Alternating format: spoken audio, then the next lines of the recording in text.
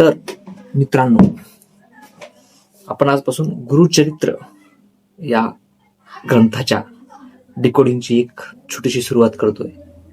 तर गुरुचरित्र हा ग्रंथ गाणगापूर निवासी श्री नृसिंह सरस्वती स्वामी यांच्या जीवनाची कथा आहे किंवा त्यांच्या जीवनातील तत्वांचा तो एक सार आहे. पण ती फक्त कथा नाही, अध्यात्म आणि विज्ञान याची सांगड घालून आजच्या काळात कसे आचरण करावे याबद्दलचे ज्ञानामृत म्हणजेच गुरुचरित्र आहे. त्याला गुरुगीता असं म्हटलं जातं. या ग्रंथाचे रचयिते सरस्वती गंगाधर यांनी ग्रंथाच्या सुरुवातीला ग्रंथाच्या निर्विघ्नपणे पार पाडण्यासाठी सर्व देवता, साधुसंत, आपले पूर्वज व गुरुजनांना वंदन केले आहे.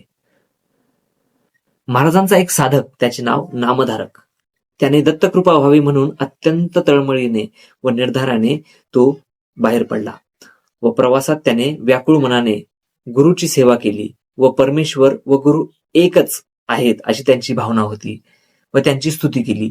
दर्शनाची विनंती सुद्धा केली. त्याची सेवा आणि त्याची निष्ठा बघून कृपावंत गुरुनाथ तेथे प्रकट झाले आणि हृदय मंदिरात स्थान दिले. अशी पहिल्या अध्यायाची ही गोष्ट आहे. या अध्यायात सरस्वती गंगाधर असे म्हणतात की गुरुचरित्र लिहिण्यासाठी मला श्री गुरूंनीच आदेशित केले आहे आणि गुरुचरित्र हे कल्पतरू आहे. तो साधकांना हवे ते देतो. त्यामुळे गुरुचरित्राला त्यांनी कामधेनू सुद्धा म्हटलं जाते. तर आता आपण याच ग्रंथाच्या दुसऱ्या अध्यायाकडे वळूयात. दुसऱ्या अध्यायात ब्रह्माजींनी सृष्टीची रचना करत असताना त्यांनी युगाची मांडणी केली. आधी कृतयुग, मग त्रेता, मग द्वापार युग, मग कलियुग अशी त्यांनी मांडणी केली. कृतयुग म्हणजेच सत्ययुग. या युगात त्याला असत्याला थारा नसेल असे ब्रह्माजींनी त्याला सांगितलं. पृथ्वीवर जाऊन सत्याचा प्रकाश निर्माण करा असा आदेश ब्रह्मदेवाने कृतयुगाला दिलाय. कृतयुगाचा अवधी संपल्यानंतर ब्रह्मदेवाने त्रेतायुगाला बोलावलं. हे युग धर्मप्रवर्तक म्हणून ओळखले जाते. त्यानंतर द्वापार युगाचा वेळ आलाय. त्यात पाप आणि पुण्य समान असल्याचं ब्रह्माजींनी सांगितलंय. आता नंतर कलियुगाला बोलवलंय. पण कलियुगाचं विचित्र रूप पाहून ब्रह्मा म्हणतात की या तिन्ही युगापेक्षा तू वेगळा निर्माण झालायस असे ब्रह्माने कलीला सांगितलंय. तुझ्या युगात मानवी आयुष्य हे 100 वर्षाच्या आत असेल असेही ब्रह्माजींनी कलीला सांगितलंय. ब्रह्माने कलीला सांगितलंय की गुरु जे सांगतील ते तुझे या काळात वैरी असतील. म्हणजेच जे गुरुला त्रास देतील, ऋषीमुनींना त्रास देतील तेच त्यांनाच कली त्रास देईल असा जवळपास त्याचा संदेश होतो. या युगात जनतेला त्रास होईल. पण ब्रह्मदेवाने असे सांगितले आहे की ज्या नरास म्हणजे ज्या मनुष्यास लोभ नसेल त्यांना तुझा त्रास होऊ देऊ नको. जे मात्या पित्याची सेवा करतात, ब्राह्मणाची सेवा करतात, गायीची सेवा करतात त्यांना तुझा दोष लागणार नाही. वैष्णव असेल किंवा शैव असेल, जे तुळशीची नित्य सेवा करतात त्यांना दोष लागू नकोस. आज आपण भारताची परिस्थिती बघूयात. भारतातील दिल्ली, मुंबई सारख्या शहरात हवेचा स्तर आणि प्रदूषण, भारतातील शहरांचा हवेची गुणवत्ता बदलत चालली आहे. म्हणजेच आज आपल्याला ऑक्सिजन देणाऱ्या तुळस किंवा पर्यावरणपूरक ज्या काही आपले पशु आहेत, गाय असेल, यांचं संगोपन करणं हे या ग्रंथात त्याने सांगितलेलं आहे. गुरुचरित्रात ब्रह्मदेवानीच हे सांगितलंय की कलियुगात हे सगळ्यात महत्वाचं असणार आहे. पुढे ब्रह्मा म्हणतात की गुरुसेवक किंवा पुराण श्रवण करणारे त्यांना तुझी बाधा होऊ देऊ नको. आणि गुरुचे महत्व सांगताना ब्रह्मादेव असं म्हणतात की गुरुचा कोप झाल्यास देव वाचवू शकत नाहीत, मात्र देवाचा कोप झाल्यास आपल्याला गुरु वाचवू शकतात. ब्रह्माने कलीला गुरुभक्तीची एक कथा सांगितली. ते कथा मी तुम्हाला एकदा सविस्तर सांगतो. अशी आहे की अंगिरस ऋषींचा एक आश्रम होता. तिथे वेदधर्माचा एक विप्र नावाचा एक विप्र राहत होता. त्यांना अनेक शिष्य होते. त्यापैकी एक दीपक. आणि एक दिवस वेदधर्म म्हणाले, शिष्यांनो, माझ्या पूर्वजन्माचे केलेले काही महापाप आहेत, ते भोगायला मला जावं लागणार आहे. त्याशिवाय ते संपणार नाही. त्यामुळे त्यांना ते पापचं निवारण करण्यासाठी काशीला जावं लागणार आहे. तर माझ्यासोबत माझा सांभाळ करायला कोण येईल असा त्यांनी प्रश्न केला. तर त्यांचा एक शिष्य दीपक हा सेवेसाठी तयार झाला. काशी यात्रा करताना वेद धर्माला म्हणजेच त्या गुरुला कुष्ठरोगाने ग्रासले. दीपक आणि त्याची मनोभावी सेवा केली. त्यावर विष्णुदेव प्रसन्न झाले आणि दीपकाला सांगितलं, तू आता वर माग. तर दीपकाने वर मागितला की मला अधिक गुरुभक्ती करण्याचे सामर्थ्य मिळावे, त्याने गुरुभक्ती करता येईल आणि त्यातून माझा परमार्थ साधता येईल. श्री विष्णू दीपकाला वर दिला आणि वेद धर्माने शिष्य दीपकाची ही गुरुनिष्ठा पाहून संतुष्ट झाले. त्यांनी दीपकला तू दीर्घायुषी होऊन वाचासिद्धी होईल असा आशीर्वाद दिलाय. तर गुरुभक्ती आणि गुरुनिष्ठा याबद्दल हे महत्व सांगणारं हे जे दुसरा अध्याय आहे हा इथे संपतो. गुरुचरित्र ग्रंथातील आता आपण तिसऱ्या अध्यायाकडे वळूया, अध्यायाच्या कथेकडे वळूया.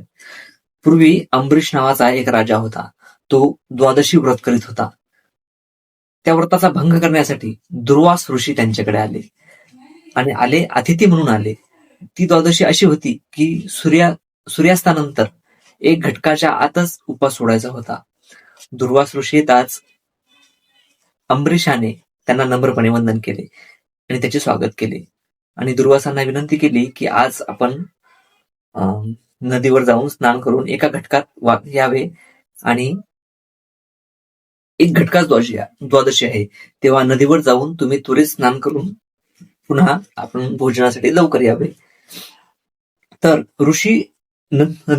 ऋषी नदीवर गेले आणि स्नान करता करता 1 घटका पूर्ण झाल्या. अंबरीशाने आपला व्रतभंग होऊ नये म्हणून वेळेच्या आधी तीर्थप्राशन करून उपवास सोडला.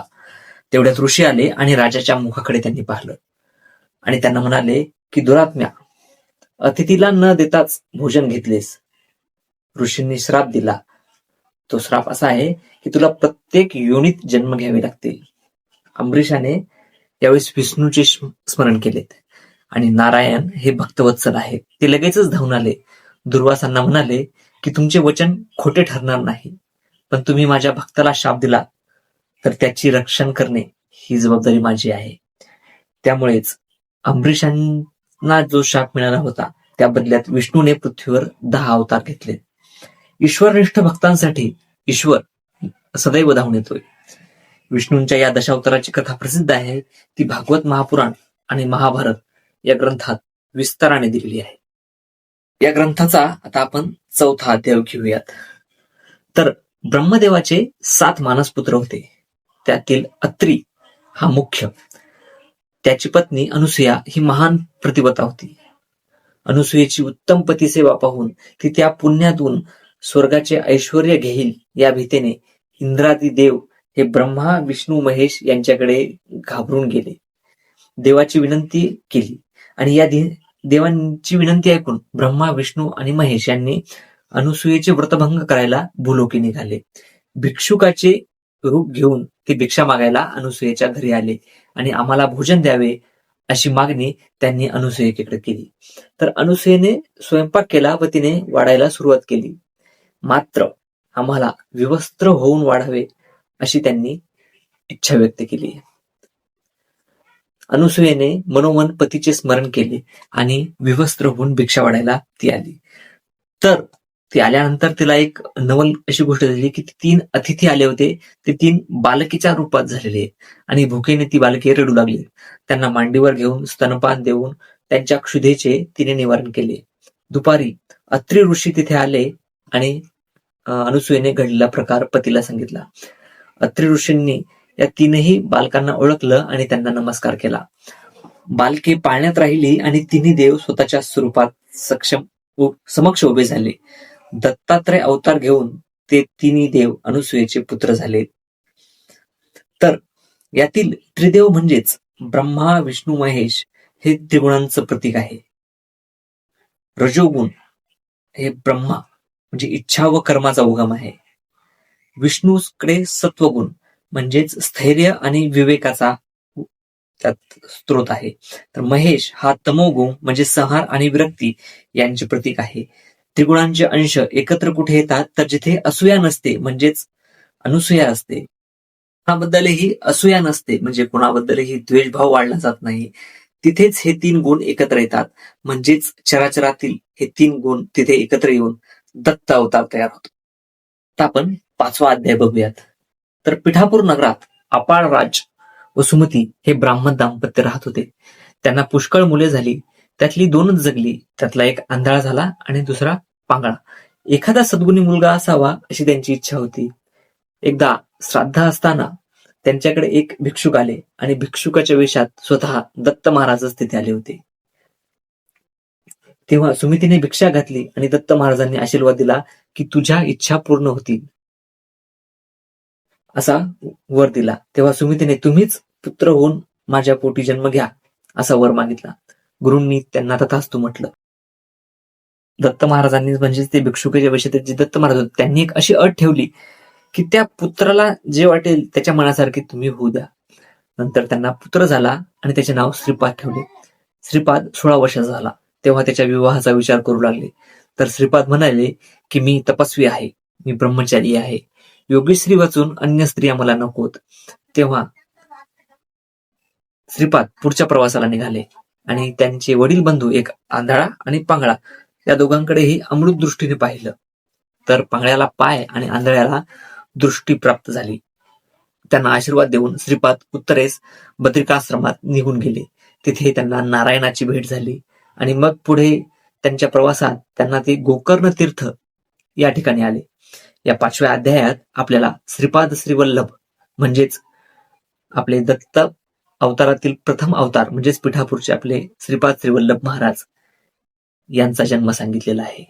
आणि पुढच्या अध्यायात जिथे गोकर्ण निवासी गेले म्हणजेच श्रीपाद श्रीवल्लभ प्रवासादरम्यान गोकर्ण ठिकाणी गेले त्या गोकर्ण तीर्थाचा महिमा आपल्याला पुढील अध्यायात सांगितलंय. तोपर्यंत आपले व्हिडिओ आवडत असल्यास आपल्या चॅनलला सबस्क्राईब करा आणि हा व्हिडिओ जास्तीत जास्त शेअर करा. म्हणजे आपल्या धर्मातील अध्यात्म आणि विज्ञान याची कशी सांगड घातलेली आहे हे आपल्याला सर्व दूर पोहोचवता येतील. धन्यवाद. श्री स्वामी समर्थ.